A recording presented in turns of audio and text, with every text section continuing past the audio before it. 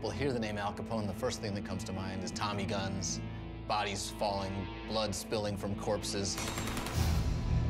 He was on the cover of Time magazine as Man of the Year. He was as big a celebrity in his field as Babe Ruth was in baseball. There's probably kids today growing up who couldn't name the last 3 presidents of the United States, but who know the name Al Capone. He personifies the gangster in American life.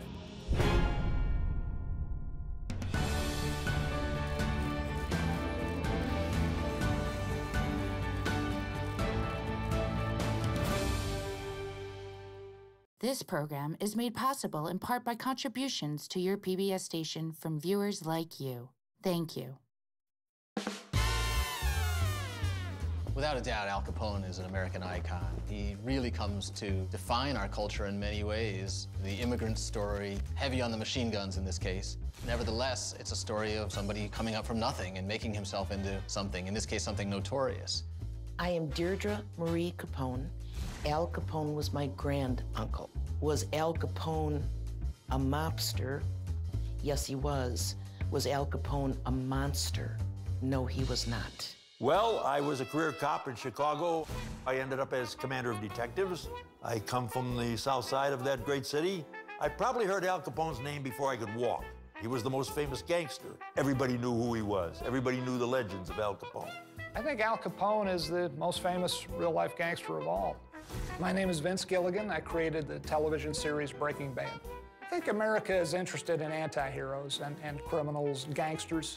It's an interesting cultural phenomenon that we celebrate outlaws like Jesse James and Billy the Kid. Criminals that live a bigger-than-life kind of existence seem to live on in legend.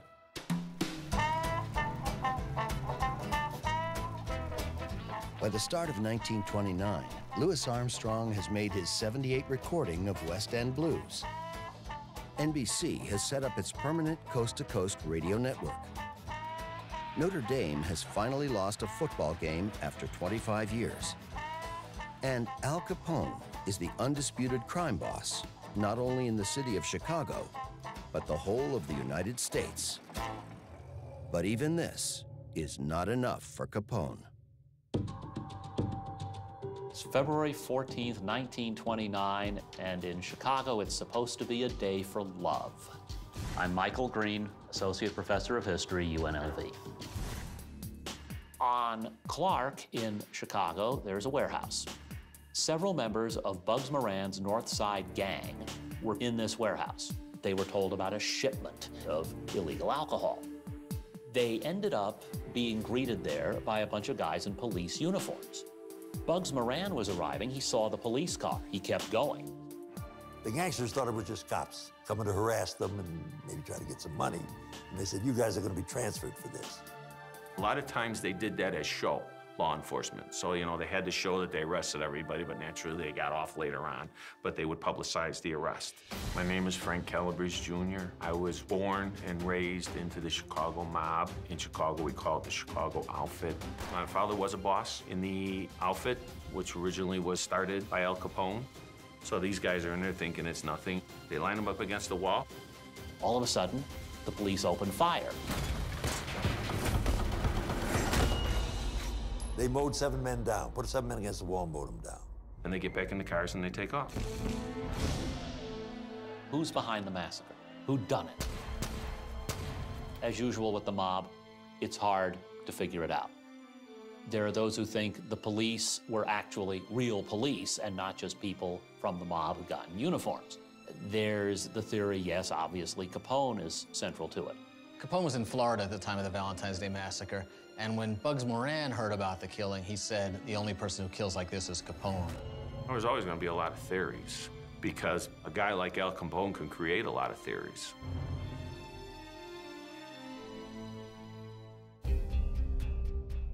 I don't think the hit could have been carried out by anybody but Capone.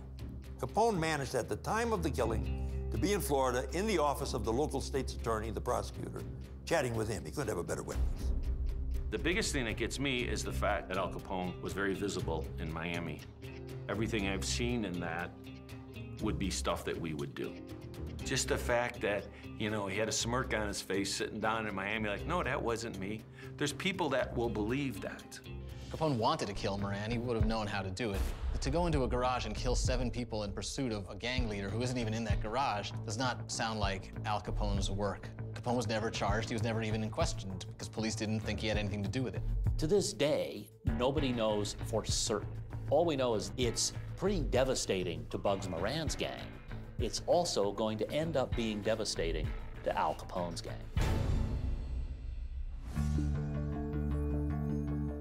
The St. Valentine's Day Massacre would be a dark turning point in the story of Al Capone. A story which, until that day, has been one of triumph and fame that has its beginnings in Italy. His family were pasta makers in this small town. Moved to the United States around the turn of the century, his father coming over first and setting up shop as a barber. You had huge waves of immigrants arriving in the United States in the early 20th century, and Capone's family, like so many, settled in one of the poorest neighborhoods they could find where housing was affordable. Gabriel Capone, wife Teresina, and their 2 sons move into a squalid Brooklyn tenement near the Navy shipyard, where Alphonse Gabriel Capone was born on January 17, 1899. One of 9 children from a very poor family, and was forced to find his way to hustle on the streets to help support his family from a very early age. Brooklyn had just become part of the city of New York. My name is Tim Weiner. I've won the Pulitzer Prize for journalism, and I was a reporter for the New York Times for many years, in which I covered war, chaos, conflict, and other fun subjects. Al Capone is an American icon because he still symbolizes today, 80 years later, the power of criminals to corrupt politicians and policemen. Brooklyn was a city of immigrants. It was a city of immensely wealthy people and desperately poor people. It was a city where you could make a living doing almost anything, and there were a number of organized crime rackets operating, mostly in the business of prostitution and gambling.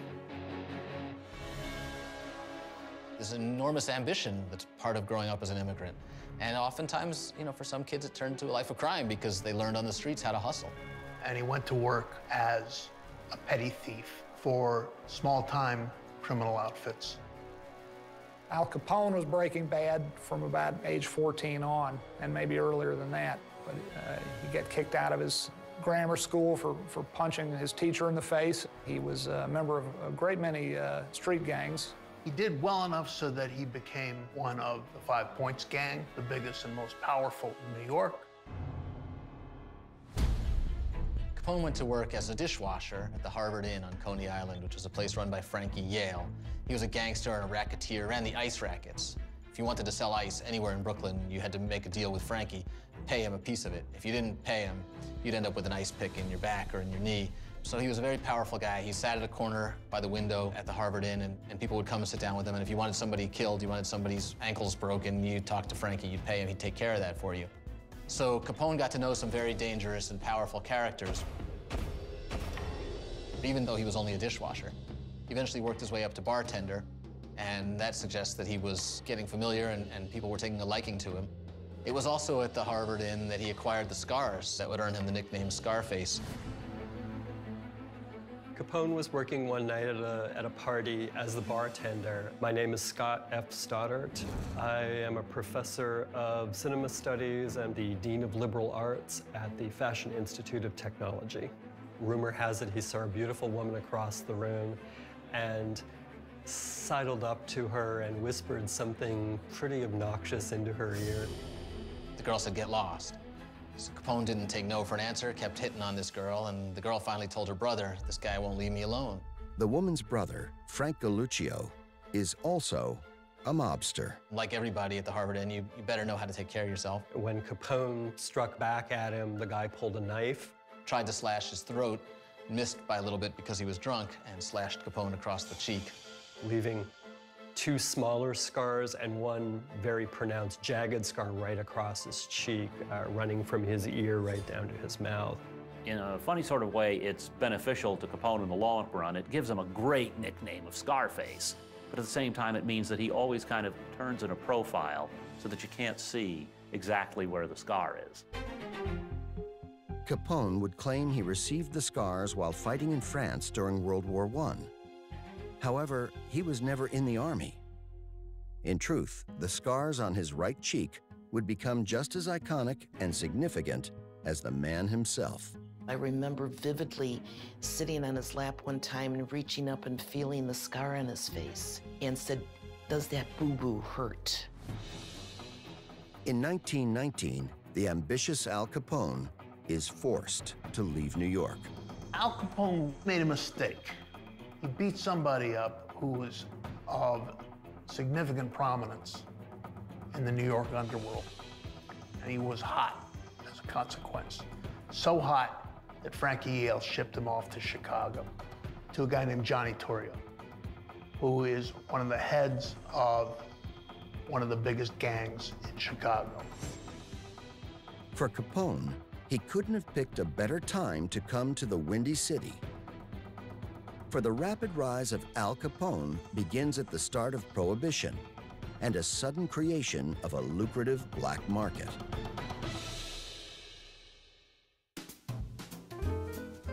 If it weren't for Prohibition, we wouldn't be talking about Al Capone today. Nobody would have ever heard of him. He would have been a 2-bit criminal.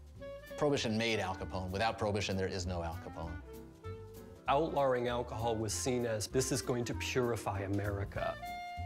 Demon liquor was poisoning the youth culture. And so the great experiment of whether they could sort of legalize morality, in essence, began. Theoretically, dispensing liquor was illegal, but still, the public did not believe selling liquor was a bad crime. What that means is that people drank a hell of a lot. People openly disobeyed Prohibition. They laughed at the law because the law was regarded as a joke. Entry into a speakeasy becomes a national ritual. They were nightclubs. They were very successful nightclubs. It became fashionable to break the law. When Capone got to Chicago, he was 22, and bear in mind, 22 then was not like 22 today. He's been on the streets, and he's had the bouncer's job, and he's been connected to guys back east. And you had to grow up fast back then, especially in immigrant neighborhoods with a lot of poverty and a lot of tough kids running around. So when Capone gets to Chicago and we say, oh, he's only 22, he's an old 22. Al Capone, when he started out, was a 2-bit hustler. He was working in bars, working as a bouncer. He had nothing. When Capone arrived in Chicago, he went to work at a place called the Four Deuces on South Wabash, and that was a pretty typical speakeasy in its day. Everybody knew it was there. The women were upstairs. The beer was downstairs. There was often a band playing in the back of the room. Capone stood out in front of this place and said, "Come on in, we got beer, we got girls." That was his first job, was just to stand out in the cold in the Chicago winter and try to get customers to come in off the streets. Prohibition brought untold riches that those fellows never would have had with their houses of prostitution or their gambling. There are basically 2 rival gangs in Chicago. Torrio is the leader of one, and Al Capone impresses him so much that within a year, he's his number 2 guy. When an attempted gangland murder of Capone's boss, Johnny Torrio, fails, Torrio moves to Italy and cedes the entire operation to Al Capone. Al Capone is now the sole crime boss of the city of Chicago. While Prohibition clashes rage around the country, and newspapers chronicle these wild stories of bootleggers and G-men, the gangsters become legends. With the rapid growth of radio, newsreels, and movies comes the birth of popular culture and a seemingly unquenchable public thirst for new celebrities. And Al Capone is only too happy to step into the spotlight. In the 20s, celebrities were in demand. The newspapers wanted to build people up. Al Capone was the celebrity of crime. The people who preceded him generally tried to avoid publicity. Unlike a lot of gangsters, he liked to maintain a high profile. You have to ask yourself, how did somebody like that become so famous?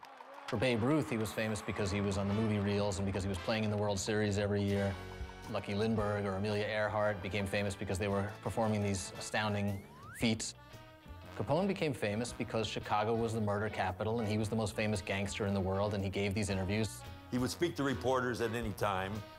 Capone had a brazen quality to the way he handled the press. He would openly brag about this politician and that politician were in his pocket. The press was feeding off of this, so that ultimately the gangster becomes this kind of intriguing, dare I say, adored figure. The tabloids are emerging and prospering, thanks to media figures like Al Capone. The tabloids are a lot splashier than the traditional broadsheets. They're the newcomers. They're trying to get more attention. Hollywood was also at that time ridden with scandal, and those scandals were becoming news. So you have the Fatty Arbuckle scandal, where he supposedly crushed a woman to death while he was raping her. You have Gloria Swanson running around marrying everybody. And all of this is great for the tabloids. They love these sensational stories. They don't take themselves quite as seriously, and the gangsters are a huge source of news for these guys. The tabloids love the gangsters, and they want to make them even bigger celebrities. You could choose Al Capone or Albert Einstein. Albert Einstein isn't going to have the magazine flying off the stands. Everybody knows Al Capone. Everybody wants to hear about Al Capone.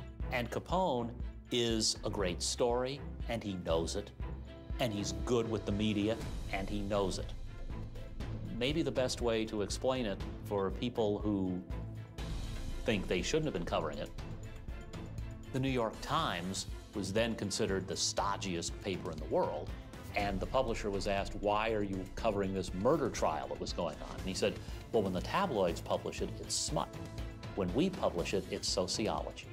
Al Capone was a dream for anyone interested in smut or in sociology. Over time, other criminals will imitate Al Capone's quest for celebrity. People certainly wanted to emulate him, certainly other criminals emulated him, and certainly his legacy as a criminal is what pervades American film and popular culture now. Al Capone did something that frankly provided a lesson to future mobsters. He became a celebrity. I mean, if you want to cite mobsters who followed in Capone's footsteps, John Gotti's an example. The Dapper Don. It happened in Las Vegas. Frank Lefty Rosenthal out of Chicago was running the Stardust and some other hotel casinos. He was doing newspaper columns and hosting a TV show. You know, if you're a criminal, you should try to keep a low profile. You shouldn't go around bragging that you're a criminal. But Capone didn't see it that way. He really thought that the public view was on his side.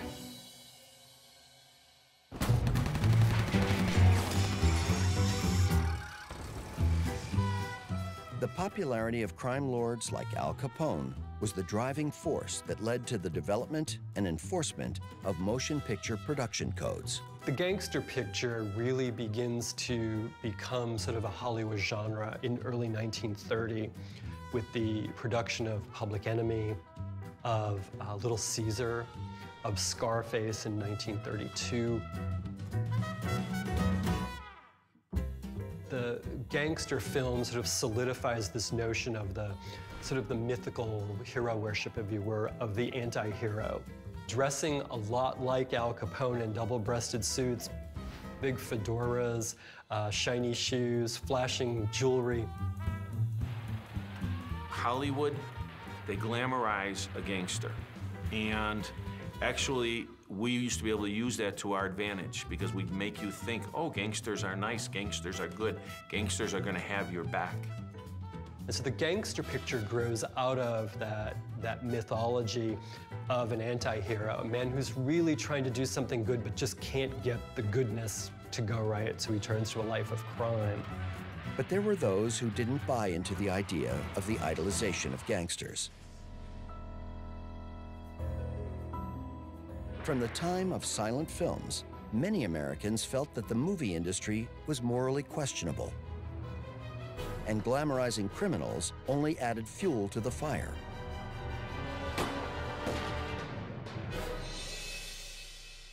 And Al Capone was the epitome of the gangster.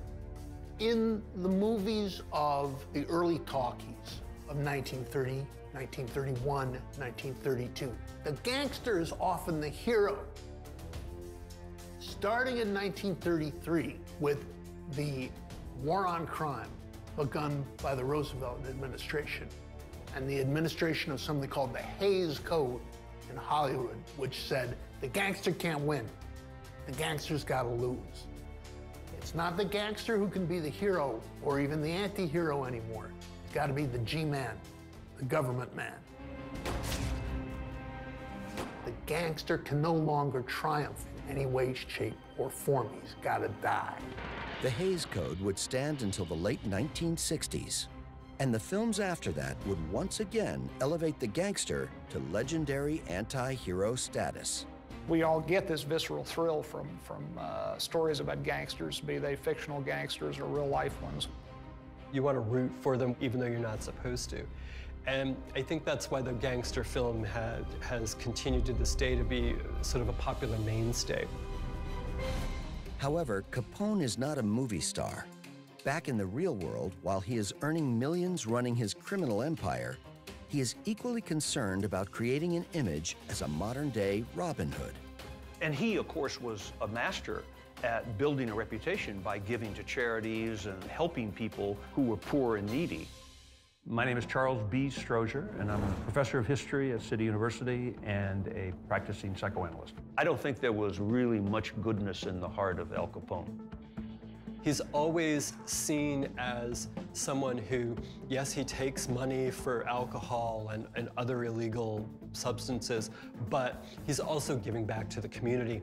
Capone, always concerned with his public image and aware that President Hoover was trying to get him, was trying to make him a scapegoat for the nation's crime problems, sort of launched a counterattack and opened at least one soup kitchen to feed some of these poor, hungry people, and wanted to be seen as somebody who cared about the working man. Now, publicly, Al Capone is cultivating a Robin Hood image.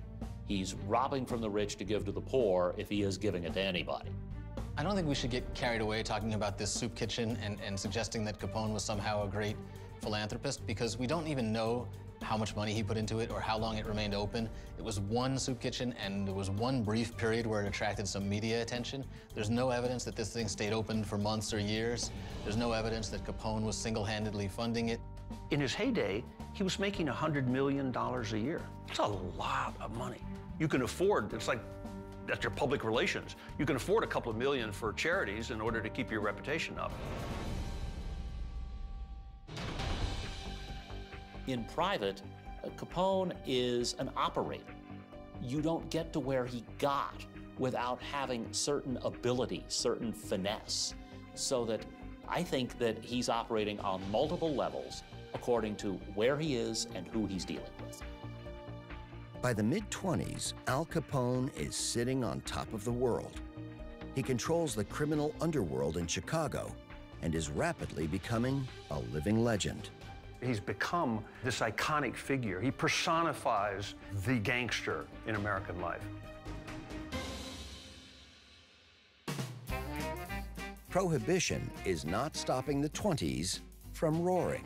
The 1920s were a whole new age in America. Everything changed. The war had just ended, and we were celebrating. The economy was roaring again, and women were finding a little bit more freedom. There was smoking, there was drinking, there was more racial mixing. There were clubs where you could go and hear black music for the first time, and whites and blacks were mingling. It was a sense that the country was really coming alive. Jazz was being recorded for the first time. You could buy a record of jazz music. Prohibition becomes a time when the arts come alive. I think that's one of the most important legacies of Prohibition. My name is Cassandra Wilson, and I am a musician. I first heard the name Al Capone from my father. My father was born in Chicago Heights in 1918, so he came of age during the Prohibition era. Because Prohibition, which was meant to sort of tamp down all this enthusiasm to make us a more sober country really had the opposite effect. It made us all more daring. We all wanted to go out and break these laws. Everybody still wanted to drink, and now drinking was illegal. It was sexier than ever. From all over the Midwest, thirsty citizens are flocking to Al Capone's Chicago speakeasies for the alcohol, the women, and the music. If it hadn't been for Al Capone, I don't think jazz would have flourished the way that it did in Chicago. That's a pivotal moment in the evolution of jazz, when musicians like Louis Armstrong go to Chicago and they have these speakeasies to play in, and they have a protector, they have a patron in Al Capone. Because if you don't have that environment to grow in, then the music just goes away. Al Capone is providing African-American musicians opportunities in his clubs that are not available elsewhere. The speakeasies were the place where jazz is able to bloom. It's able to blossom inside of this environment.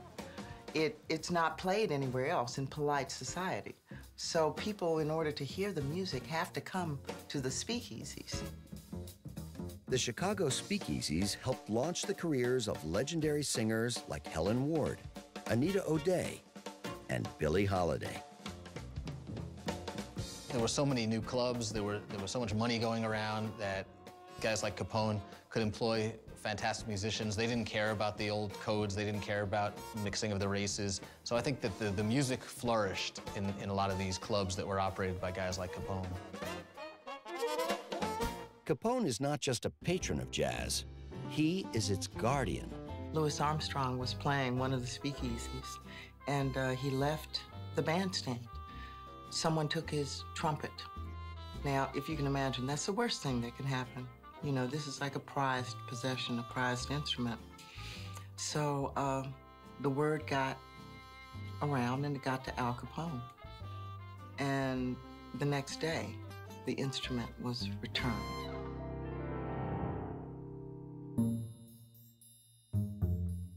An enduring trademark for Al Capone is the way he dressed. Even 70 years after his death, people still talk of Al Capone as the most stylish gangster of all time. Capone spent lavishly. He dressed immaculately, bought the finest clothes that money could buy, custom-made suits in these ridiculous colors, because he wanted people to notice him. Capone's fashion sense is very scripted. It's very conscious. Capone, because of his height, fancied double-breasted suits that made him look taller and thinner. He wanted to dress like a banker, but he did it plus. He is not trying to simply obscure the fact that he was a criminal element. This was a genuine effort to be perceived as a legitimate businessman. Capone's flamboyant fashion style has been in popular culture for decades.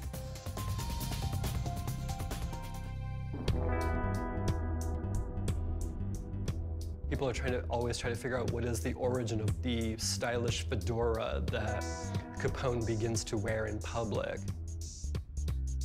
Why was it that Capone wore that white hat? It goes back to the movies. It goes back to his passion for watching Westerns. In Chicago, you could get arrested for wearing a white hat because all the gangsters imitated Capone. So in the old days, the detective bureau squads, this is the 20s and 30s, used to cruise the streets, and if they saw a couple of fellows in white hats, they would pull them over. The fedora is a powerful symbol. It's a symbol of manhood. It's a symbol of success. It's a symbol of being slick. It's a symbol of a good partying man. You know, if he's wearing a fedora, you know you're gonna get a good time. A lady's gonna have a good time with the man who wears a fedora. As the Roaring Twenties come to a close, Al Capone's remarkable rise to the top is complete. He's the undisputed crime boss of Chicago, if not the rest of the United States. Al Capone controls a network of bootlegging, speakeasies, brothels, gambling operations, including gambling on horses, even though there are no racetracks in Chicago. It's at this point his net income is estimated in the $100 million range. He's a self-made man. He finds his niche, exploits it, and becomes a huge success, one of the richest men in Chicago, one of the most famous men in the world.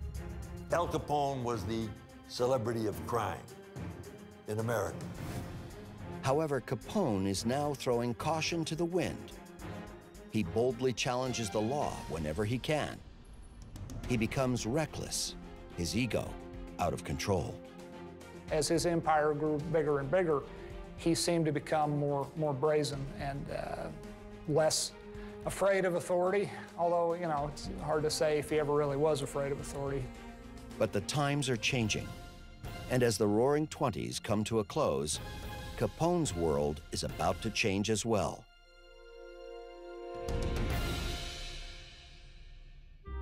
February 14th, 1929, St. Valentine's Day, 10:30 a.m. Al Capone is on a trip to Miami, while in Chicago, 7 mob associates take a trip to the morgue.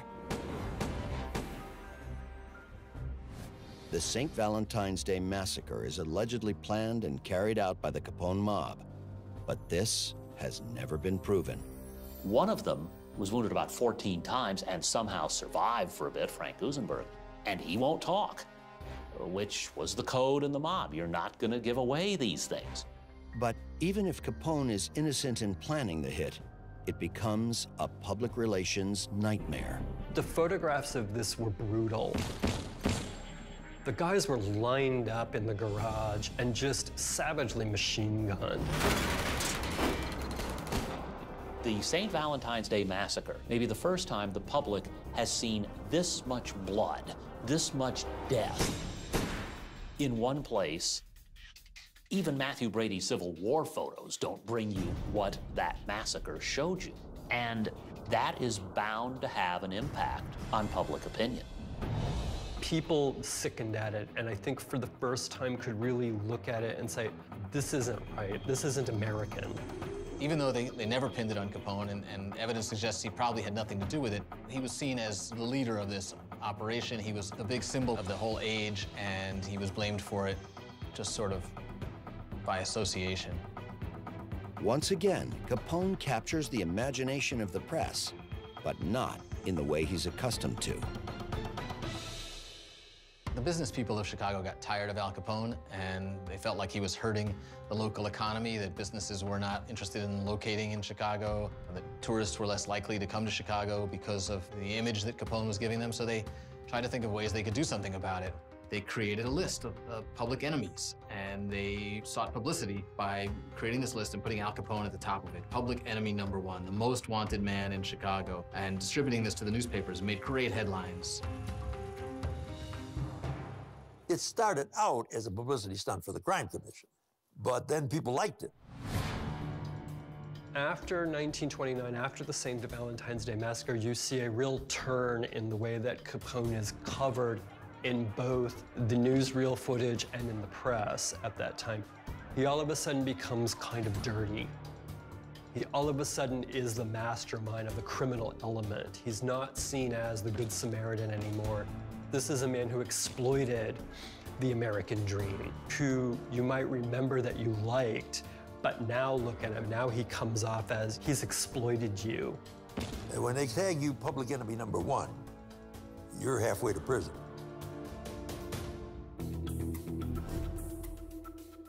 Immediately after the killings, Capone leaves Chicago.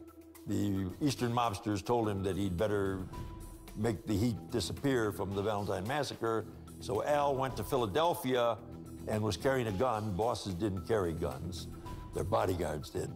And lo and behold, some detectives spotted him with that gun. Al was arrested. Normally, a big boss would have 7 lawyers defending him and the case would drag on. Al pleaded guilty immediately and went into jail in Philadelphia for a year.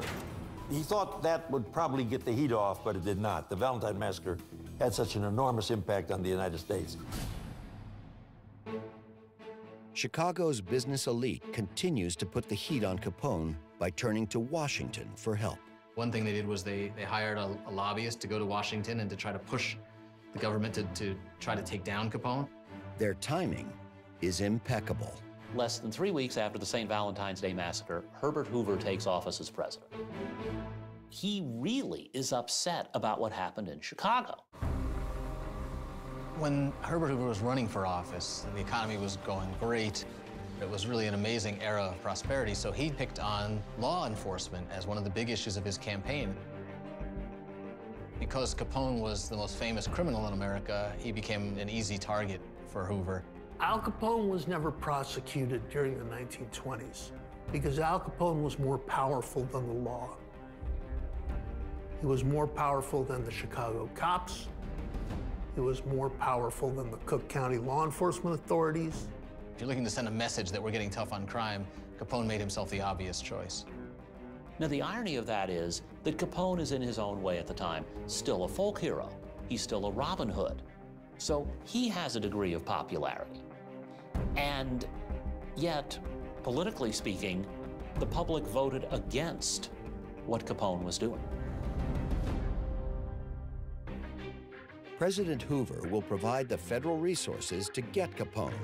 Yet it is impossible to build a case to convict the gangster of any of the notorious crimes now widely attributed to him: bootlegging, racketeering, prostitution, gambling, murder.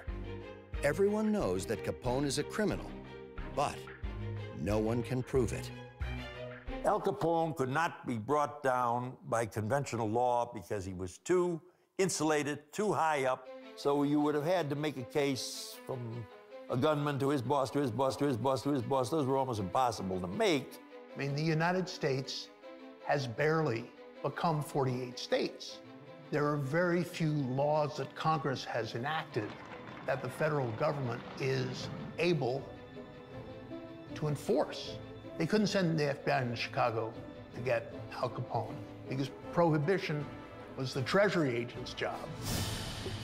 The government's hunt for the smoking gun is led by Elliot Ness. Ness was a prohibition agent working on the case, trying to come up with evidence that the prosecutors could use to put Capone away.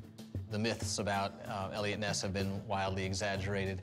Ness, in fact, had really very little to do with putting Capone away. He did disrupt Capone's operations a little bit. He did break up some of the business, broke up some brothels, some stills, hurt Capone's cash flow, but his work really had very little impact on Capone, and I'm not sure Capone even knew who Elliot Ness was. But the media picked up on this story of Elliot Ness because he's a college guy. He was a University of Chicago graduate. He was smart. He was very quotable, and he told the story of trying to build a team that was untouchable, a team that couldn't be bribed. In fact, some of his guys were bribed, but nevertheless, the media loved this notion of a team of truly untouchable law enforcement agents. It's nice to think of Robert Stack, if you prefer the TV show, or Kevin Costner, if you prefer the movie, as the good square-jawed Elliot Ness who is refusing to put up with this. But ultimately, Elliot Ness isn't the one who brings down Capone, but he's got the image. Well, if you think about it, it is harder for TV, for Hollywood, to depict guys carefully reading over tax returns and looking at money than it is to show Elliot Ness coming in with a baseball bat or whatever he did or did not do. With Ness unable to pin any major crimes on Capone, the Treasury Department knows the only way to get the gangster is to follow the money. Income tax had just been introduced into this country just before the start of World War I. Sometimes people didn't pay it. One of the people who didn't pay it was Al Capone. Al Capone in 1929 may have been worth millions, but no income tax return has ever been filed in his name. A small group of very dedicated and brave Treasury Department investigators go looking for evidence that can put Al Capone away for evading taxes. There was talk about sending the Marines into Chicago to suppress the Capone gang. Finally, they sent a federal task force. wielding a much more powerful weapon than the Marines could ever have wielded, the income tax laws. So, in the end, how the mob is brought down in Capone's time and then in the future often really is less exciting than we want it to be. In 1931, after years of false trails and dead-end leads, a mild-mannered accountant named Frank Wilson finds the smoking gun, the one mistake, the one piece of evidence that proves Al Capone has income. It's never been revealed precisely how Frank Wilson of the IRS's Special Investigative Unit found this ledger. But he found an accounts book that showed the income from an illegal gambling operation, and it had Al Capone's name on it. This was proof, legal proof, that Al Capone had income, and it led to his criminal indictment.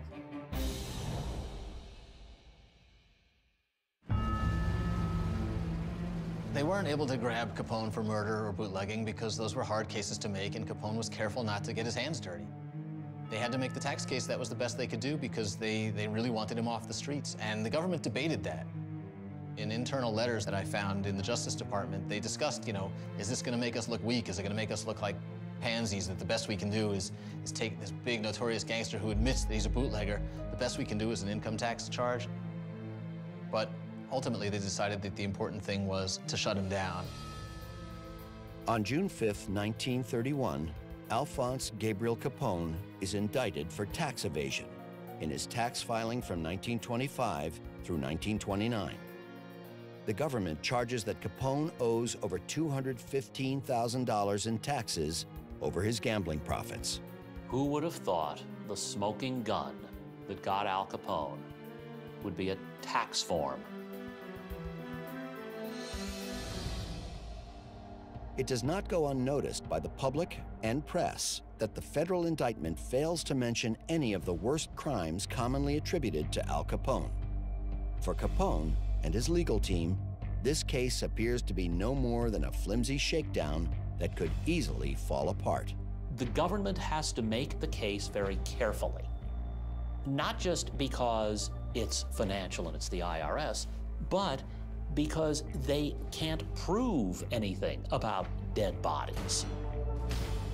He wasn't being held accountable for any of the other things. It was really about your businesses are not as legitimate as you say. The government knew how powerful the tax weapon was.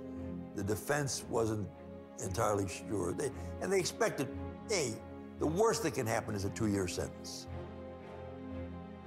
Capone thinks he's going to game the system, that he'll plead guilty, plead down, do a year, maybe 2 years. He can do that standing on his head. The presiding federal judge, James H. Wilkerson, rejects the plea deal. He won't accept the guilty plea, and he orders a trial. Capone's trial opens on the morning of October 5th, 1932, at the federal courthouse in downtown Chicago. Then, once a jury pool is selected, Capone tries to bribe the jury. If you can buy the mayor and the DA, you certainly can get one of 12 people, good and true, to roll over. The feds learned about him bribing the jury. They had a spy in Capone's camp, and the judge switched juries with another judge. So an unbribed jury appeared. The trial instantly becomes a media sensation. Here you have this trial, whole of the United States against this one mobster. We have to remember that trials in the 20s were really unique. We had the first big trial with the Scopes trial in 24, and that's like the first time that a court trial sort of gathers a lot of momentum for the press. And then you have Capone's finally coming to justice, and it was really showcased as this is now going to end all of this crime. And of course, all it did was go underground. With the press in attendance from all over the world and the public overflowing onto the streets of Chicago, the Capone trial sets the stage for future sensational mobster trials, such as the one for Charlie Lucky Luciano and John Gotti. Capone's trial was a media circus, They wanted him to grandstand, and of course his lawyers were telling him to shut up. The transcripts were printed in the paper every day because they were so sensational.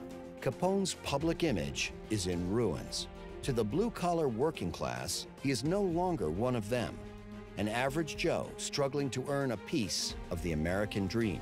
By the time Capone was in trouble and the IRS was breathing down his neck, this lavish spending of his was no longer glamorous the way it had been in the 20s when the economy was roaring. For him to spend, $12 on a pair of silk underwear may have been the equivalent of a week's income for somebody, and certainly for a family on relief, it was, it was a fortune. They might be able to feed their family for a month on what Capone was spending on socks. People didn't think these colorful guys were much anymore. That was all right when everybody was happy, everybody was making money, everybody was drinking in the 20s. But in the 30s, when people were standing in job lines, in soup kitchens, these rogues didn't look so good. So it reflected badly on him.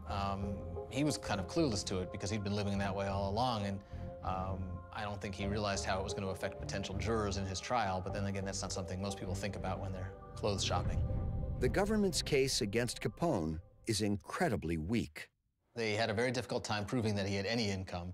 They were finally able to get a bookkeeper to agree to testify at great personal risk. The accountant was a surprise witness, so it was unveiled under great drama. Capone was indeed receiving large amounts of money. But even then, that's, word of mouth. They could never find any proof. They could never find any checks showing Capone depositing money. So they really relied on proof that he was spending huge amounts of money and asking the jurors to believe that if he was spending great amounts of money, he must have been earning great amounts of money. And that was their whole case. At 2:42 p.m. on October 18th, the jury leaves the courtroom to begin its deliberations. They file back into the courtroom 8 hours later with a guilty verdict. So many people go down because of something else that somebody else was doing that they didn't know. So here's an accountant, Al Capone probably told a million times to be careful. Don't keep a record of this, keep a record of that. Be careful, they may come after you. And he might have had piles and piles of paper, but just one little piece of paper is all it takes. 6 days later, Judge James H. Wilkerson dispenses Capone's prison sentence. Now, normally people who were convicted of income tax evasion might get 18 months or 2 years, but the judge gave Al 11 years. He was originally held in Cook County, where his mother was allowed to visit him and bring him baked goods. Then he was transferred to the Atlanta Federal Penitentiary, which was one of the toughest in the country. Yet for Capone, his time behind bars in Atlanta is more like a vacation. His cell ended up being pretty much the equivalent of a five-star hotel room. He was able to get all kinds of bedding and things that he wanted, to the point that people were coming to his cell to listen to the radio. In a sense, prison was going too well for Al Capone. Federal officials said, we just can't have this. And they sent him to the Rock. Alcatraz, the small island in the San Francisco Bay, was originally a military prison during the Civil War. It becomes a federal prison in 1933. It's not a place where Al Capone is going to find that he's going to have a soft mattress.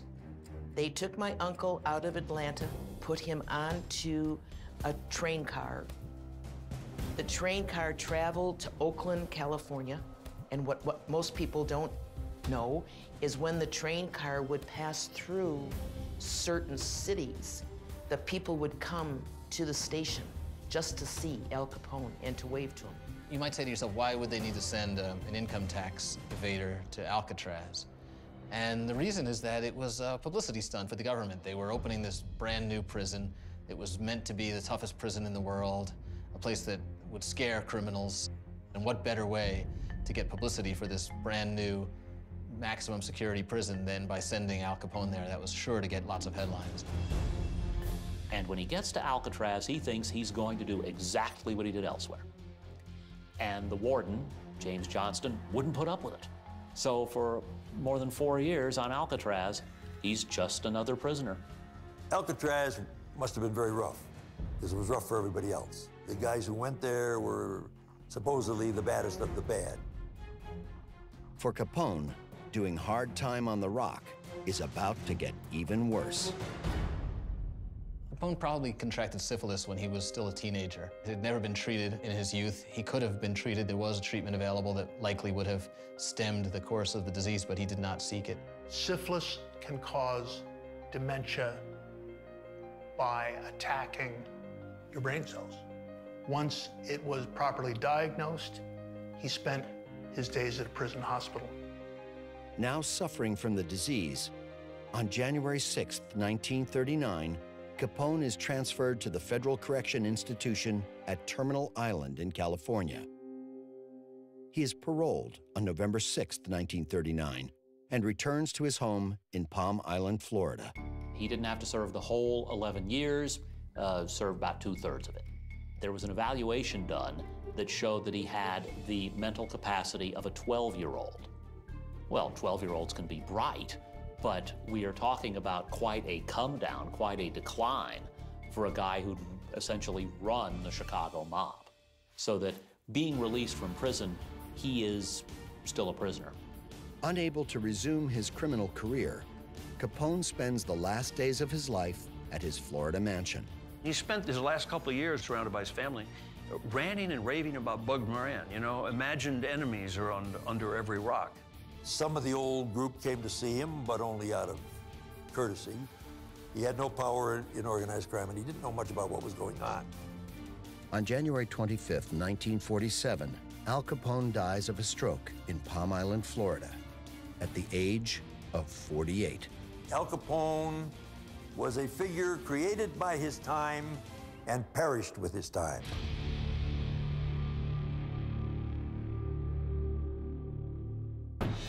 It's interesting how Al Capone has stood the test of time, how he still remains famous.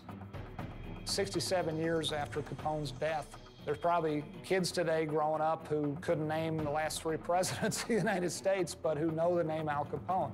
It's a strange thing how we celebrate our outsized criminals, and we remember them for decades after they're gone. America loves Al Capone, is still fascinated by Al Capone. We still have Al Capone pizza restaurants and pasta sauces. I think it's because we are a country that has fashioned itself very much in his image. The Capone legacy has had a real effect on the way that we understand organized crime in America, and certainly the way that we consume organized crime. We've got Cagney in Public Enemy, Little Caesar, of course, Edward G. Robinson, Tony Montana, played by Al Pacino in Scarface. Of course, we have the Paul Muni version of Scarface that it's based on. The last episode of Breaking Bad, which I wrote and directed, has in it something of a modern-day version of the St. Valentine's Day Massacre. Maybe I was channeling that little bit of nasty history in some level in my brain. I think you're going to keep seeing movies being made about it. That it'll just get bigger and bigger and bigger and bigger. It'll never go away. It's a piece of history of Chicago that'll never go away, and it's a piece of history of this country. It's becoming almost like a folk tale, and it gets stronger as it goes on. I don't think that Capone is someone we should idolize. I think he's someone we should study to appreciate how he changed our country and how he affected our culture. Al Capone died in his late 40s, but in a sense, he never died. He becomes a major cultural figure. Books, TV, movies. His exploits were legendary, rising as he did, becoming the boss in Chicago, and then his downfall. It's truly Shakespearean in a lot of ways. And there's the old line from The Man Who Shot Liberty Valance, the legend outran the man.